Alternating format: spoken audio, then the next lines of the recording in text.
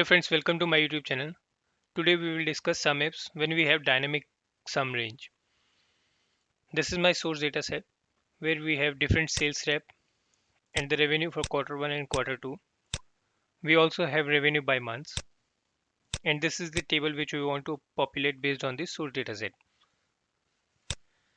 Here in column P to column R you can see we have January to March revenue we are looking for, and the same order we have in the source data set. Here we can simply apply normal Sumifs, but in the first table you can see we have quarter 1 and quarter 2, and quarter 2 is just next to quarter 1, and this is not exactly the same order we have in the source data set. In the first table we need to apply dynamic summary. Let's take one basic example. If we have the required output like all the columns in the same order as we have in the data set, we can simply apply Sumifs. Select your sum range. Do not freeze columns. Criteria range. This is my criteria range. Freeze your criteria range. This is my criteria. Close the parenthesis, press enter, copy this formula and paste in all the cells.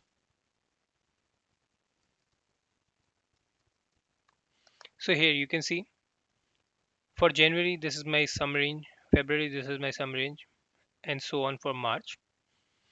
But here in this table this is not exactly in the same order as we have in the source data set. Now we want to use dynamic sum range.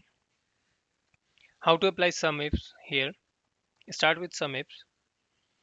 Now sum range we want dynamic. Here in order to fix this sum range as a dynamic we can use index match. Let's start with index. This is my array. You can freeze your array. Now row, because we are not looking for a row, we can skip this step. For column we can use match. We are looking for quarter 1. Then this is my lookup array. Freeze your lookup array. We are looking for exact match, so 0.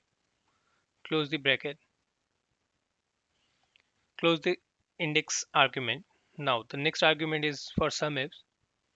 To select criteria range, this is my criteria range. Next argument is criteria. We can select this as a criteria. Close the parenthesis, press enter, copy this formula and paste in all other cells. Here you can see for Michael quarter 1 is 166k, quarter 2 is 182k.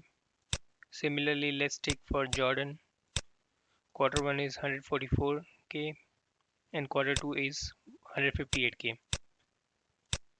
So using the index match you can dynamically change your Sumifs sum range based on the columns you have. You might have columns in a different order, so you can use this Sumifs with index match to dynamically select your sum range. I hope you all have liked this video.